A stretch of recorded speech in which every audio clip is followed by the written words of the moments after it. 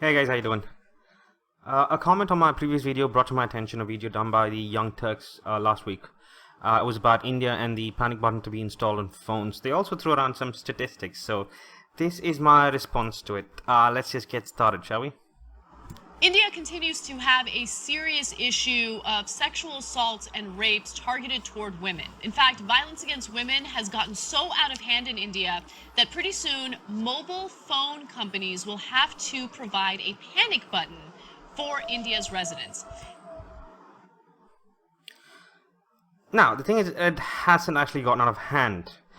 To be honest, the misuse of these laws have gotten out of hand. And women are usually more scared of their surroundings than men. That does not mean that they are in danger, or that they are in more danger than men are. It was just part of an evolutionary adaptation. Now, add to that the rape hysteria and the so-called rape culture feminists say that exist. How does one expect women to react? With even more fear. And from that fear arises stuff like this. It was not because it has gotten out of hand. Now, while I do not think it's necessarily a bad idea, there is a possibility that women will start using these buttons for simple things like a guy screaming at her for a mistake that she made. Anyway, she said, sexual assaults and rape targeted against women. Now, here's something that she probably does not know, just a little fun fact, that men cannot be victims of sexual assault or rape in India. Doesn't matter if the crime is actually done by a woman or a man. Men just cannot be victims. Because these laws are gender biased and often rely on a verbal complaint, it is open to misuse.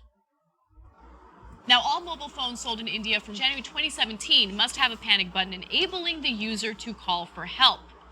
Now, interestingly enough, starting January of 2018, mobile phones must have GPS tracking available on them.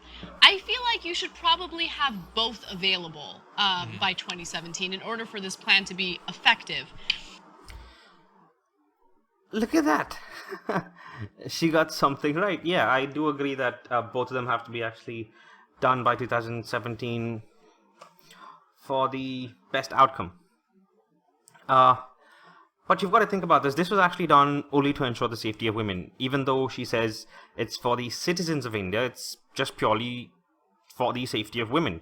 Men will probably get the same phones, but I wonder how police will react to a man pressing the bloody panic button. Of course, there are a lot of details that need to be ironed out with this whole panic button shit. I have no clue as to how they will use it. I guess we'll just have to wait and see.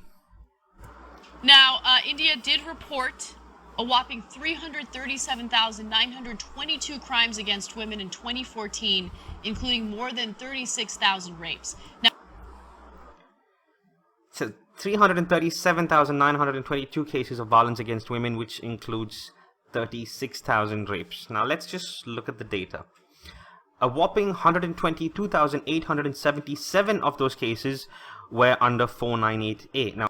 Now, if any of you need a detailed explanation of 498A, please watch my first video, Why Indian Men Should Go Their Own Way, Part 1.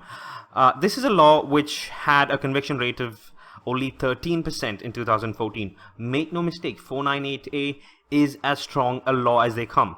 And yet, the conviction rate is the lowest of all crimes under the Indian Penal Code. The Supreme Court has stated several times that this law is being misused by disgruntled wives. 9,470 cases of crimes against women came under Section 509, insult to the modesty of a woman. Now, this is what the law states. Whoever, intending to insult the modesty of any woman, utters any word, makes any sound or gesture, or exhibits any object intending that such word or sound shall be heard, or such gesture or object shall be seen by such woman, or intrudes upon the privacy of such woman, shall be punished with simple imprisonment for a term which may extend to 3 years, and also with fine. Now, this law is actually pretty ambiguous. It all depends on how the woman actually sees it. So anything a woman finds offensive comes under this section. Another 169,000 cases, that's 169,179 cases, came under the Section 354, assault on women to outrage her modesty. Now, this is what Section 354 states. A man committing any of the following acts: physical contact and advances involving unwelcome and explicit sexual overtures, or a demand or request for sexual favors, or showing pornography against the will of a woman, or making sexually colored remarks, shall be guilty of the offense of sexual harassment. Now, this is not just the only part.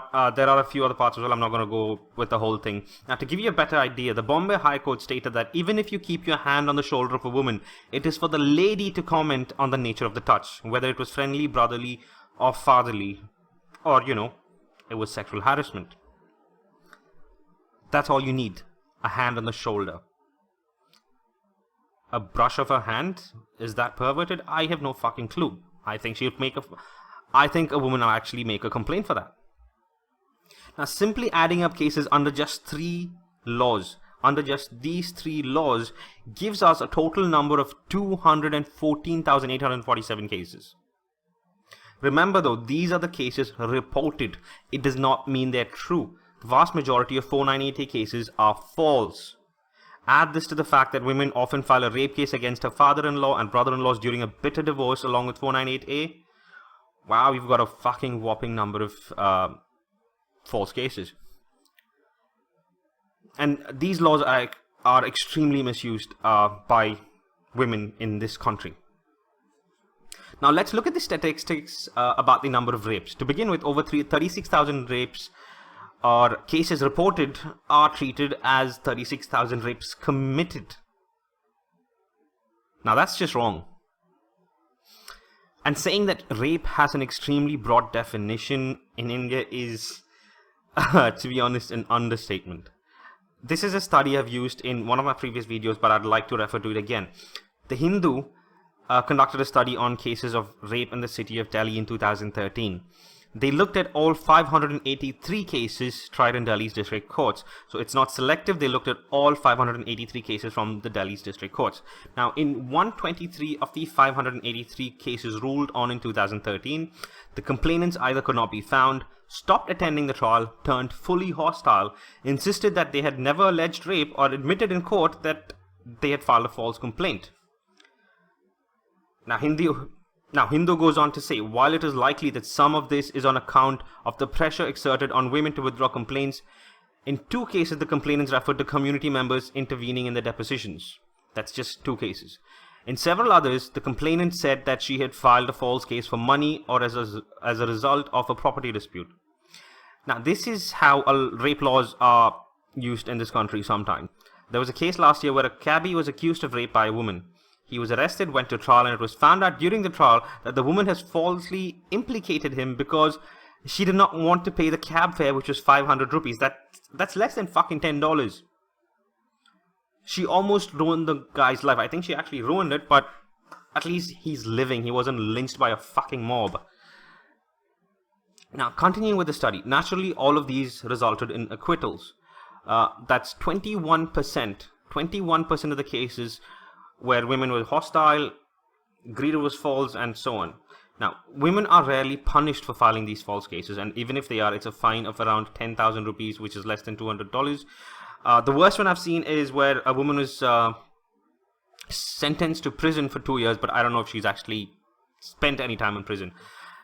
And guess what? Men do not get any compensation from the state or the woman, even though in these scenarios, in the scenarios where false case is actually done, they are the real victims.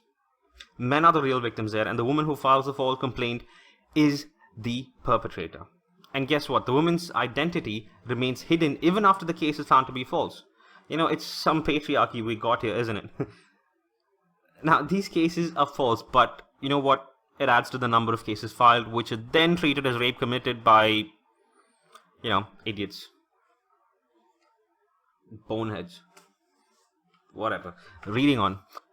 Now, of the 460 cases that were fully argued before the courts, the largest category, that is 189 cases, or 32.4%, dealt with cases involving or allegedly involving consenting couples. The majority of these, 174 of the 189 cases, involved couples who seem to have eloped, after which parents, usually of the girl, filed complaints of abduction and rape with the police.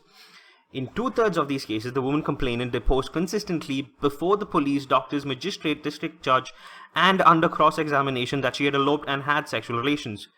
And in most cases got married and sometimes had children with the accused because she was in love with him. The reason these cases are before the courts is because the girls in most of these cases are between the ages of 15 and 18, and the court has to decide if they're minors.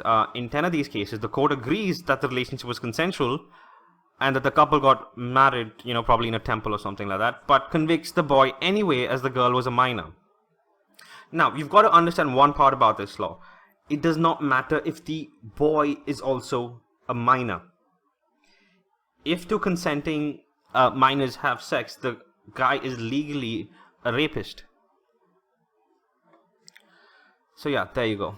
This adds to the number of rape cases as well, where it's actually not rape. 109 of these cases involved breach of promise to marry. Now, this part of the rape law is shoddy as hell. I mean, according to the law, if a man gains consent for sex stating that he would marry the girl, and later he refuses to marry the girl for whatever reason, it's considered rape. But there are a lot of cases where a crazy, vengeful ex files a complaint because the guy broke up with her. And I have actually spoken about a few cases in my previous videos where women blackmail the man to marry her. So basically they say, you either marry me because we had sex, or I'll file a rape case against you. Doesn't matter if he doesn't get convicted, if he gets freed. The part about it is he'll actually be named as a rapist. And men often kowtow to this pressure and end up marrying the girl. I pity those guys. Now, only 12 of the 109 cases resulted in convictions. And in most of these, most of the 12 cases, the man was either already married or had conducted a fraudulent marriage with the complainant. Now again, you've got 18.6% of the cases where the sex was actually, again, consensual. Yes, she was tricked into it, but it was still consensual. I'm sorry, that's not fucking rape. Yet again, it gets added to the number of rapes. The 162 remaining cases, that's 27.7%, involved rape as we know it. This included rape by family members, strangers, or acquaintances. There you have it. 27.7% of the reported cases were under the actual definition of rape. And you know what? We have no clue as to how many out of them are actually false. That's just the truth there. Now, I agree this is a small study, but it does give us an insight into the sort of rape cases tried in court. Delhi is known as the rape capital of India because of the number of cases that crop up. But here we have cases studied in the Delhi district courts, and it gives us a completely different view. Now, I honestly wish someone would do a wide enough study to put all this speculation to rest about false cases, rape under pretext to marry, or even consenting minors. We can all put all this fucking speculation to rest. Anyway, just moving on. Now, understand that those numbers are pretty much underestimating the amount of women that are facing violence against them in the country. A lot of people don't report it because these cases rarely get prosecuted, rape laws are rarely enforced, and a lot of the blame is placed on the victims. Huh. Yes, there you go. Again, the underreported shit. I'm sick and tired of hearing this. You know what? Accusers get to remain anonymous if they wish to be. They get help from government organizations. If they do not come forward when they have a law, I'm sorry, it's their fault. And I'm sorry, but there are so many women filing false complaints. How do these women get the guts to do it? Why can't the women who actually get raped do it? And just because some idiots blame the victim does not mean the entire country does it. When someone says something outrageous about rape victims or blames the rape victims for being raped, the whole country bands against them to ridicule them. You could have seen that in the Nirbhaya case where the lawyers stated that a girl should not be out after 8 o'clock, and the majority of the country, the vast majority, completely opposed what he said.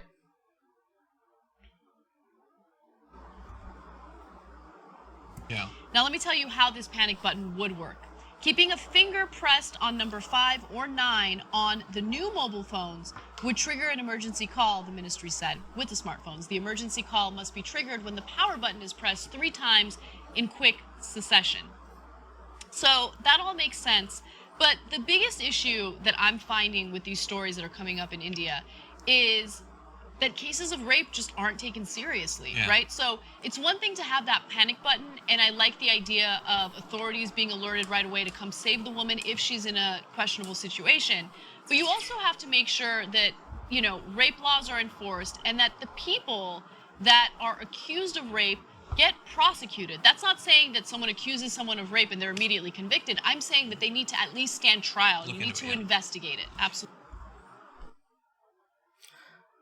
Yes, I agree with the part that there needs to be a trial, but a fair trial. And, lady, it is taken seriously here. Men are often arrested based on a mere accusation, a verbal accusation, without any evidence and without investigation. They arrest a man and then start the investigation. And you know what? The Delhi Commission of Women had come out with startling statistics showing that 53% of rape cases filed between April 2013 and July 2014 were outright false. Vengeance was said to be the most common reason for filing false cases, and even in these cases, men get arrested. Of course, there are genuine cases. I do not say that all cases are false, but the numbers are misleading because people usually take the cases filed as crimes committed, which is not in fact true. And in a lot of cases where men are arrested without evidence, they are given bail and end up jailed through the whole trial. There was a case recently that I read of a man who was jailed for 4 fucking years. The trial took 4 years to complete and was finally discovered that he had not committed such an act and the woman had falsely accused him. He just wasted 4 years of his life. No, she wasted 4 years of his life, to be honest. And I don't think she actually got punished. I think the court actually asked to charge an FIR against her for perjury or some shit like that, but I'm not sure. I'll probably read about it and get back to you sometime later. Yeah, and even where, I mean, conceivably not having the GPS, if you call and it connects you, I mean, theoretically you could say where you are if you're being followed or if they're not there right then, but also simply having a recording of the event in some cases could make people take it much more seriously. I mean, there are a lot of parts of the world where people think, oh, you're just saying you were raped. You really just had sex and now you feel guilty about it. Well, sweetheart, some women do that. They regret it the next day, or, you know, sometimes when the guy does not call, they just consider it as rape because I gave consent then, but I'm taking it back now. No, that's not how consent works. If you've given consent during sex, that's consent. You can't recall consent a fucking 10 years later. And so this would get around a lot of that. But I want to return to what you said about the underreporting in India, because 36,000 rapes with a population of 1.3 billion. Here's the tragedy. There ain't no way that's even close to the actual number. Their percentage of women who are raped per 100,000 people is like 1/3 what France's is. Yeah. France is not that violent of a place. So not only is it underreporting in terms of the percentage, when you think about how much bigger the population is, it's an absolutely massive problem. So much bigger than in any other country simply by virtue of the fact that their country is gigantic. I mean, there ain't no way that's close to the actual numbers. Fucking idiot. You know what? I don't know what to say to you, buddy, because how would you know that? Yes, there are perverts in India. There are perverts everywhere, but does this guy even know how gynocentric India is? Even with the case of that woman who got raped last week, there are still strikes happening around in Kerala, close to my house. Not exactly close, but still. And it's going nuts, because they haven't found out who the criminal is. Alright, these are the kind of men that actually live here. And these are not all women who are sitting out there with posters with, you know, rape culture and all that shit. These are men. At least the majority of them. There are women's rights activists, but the majority of them doing these strikes are men. Nobody likes a man raping a woman. And this is a country which considers women's feelings hurt as a crime. And this guy does not even for a second think that maybe, just maybe, that there aren't that many rapes in India. So what? He thinks that most Indian men are rapists, and so there should be more rapes being reported. Is that what he thinks? Man, this guy is as white and knight as they come. They just, what, you want to see more rapes? Why the fuck do you want to do that? I mean, the study conducted by the Hindu actually shows you a lot. Alright, and if it is underreported, it might well be, I don't know, but if the women are not reporting it, it's their fucking fault. I'm sorry. Some of the statistics are so depressing because rape in India became a very big issue internationally in 2012 when there was this horrendous rape of a woman in her 20s in Delhi. She was out watching a movie and then she goes on a bus to get home, and while she was on that bus, a group of guys gang raped her, and then they beat her with a metal rod, and they left her on the side of the road to die. Now, luckily, she didn't die, but that story led to all of these protests where women were demanding a change in, societal expectations of women, the victim blaming that goes on, and just the enforcement of rape laws. Yeah. Wow. This just shows you how ignorant the young Turks are, and they do not have their facts straight, because the woman who got raped that day, she actually did die. It was a horrific crime, to be honest. I'm glad the criminals were caught and convicted.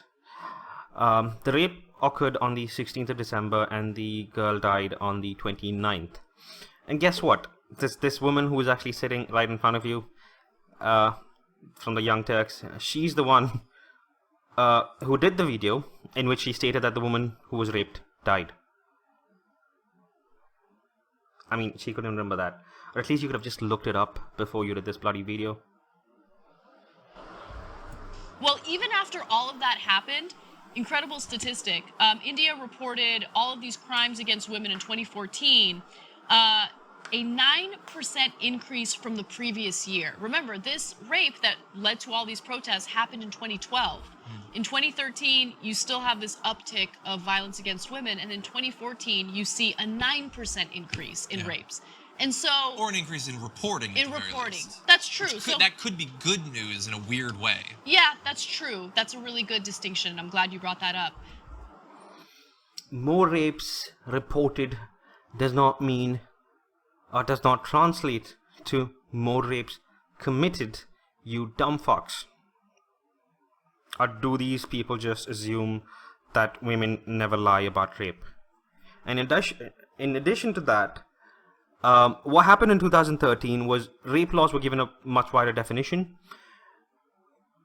Let's not just forget about that. And what happened then is that it was so open to misuse that more women are misusing it now than ever. But it continues to be a big problem, and it's especially bad in rural areas. Yeah. Now, this panic button is a good solution for those who have access to mobile phones, but in rural parts of India, men have made it almost impossible for women to have mobile phones, or girls to have mobile phones. They think that it distracts them from studies. I'm guessing they don't want the women to have mobile phones because they want to ensure that they're not, talking to other men, just stupid stuff like that, controlling behavior. And so, again, this is a good solution, but only for women who have access to these phones. Yeah. And how the fuck does she know that?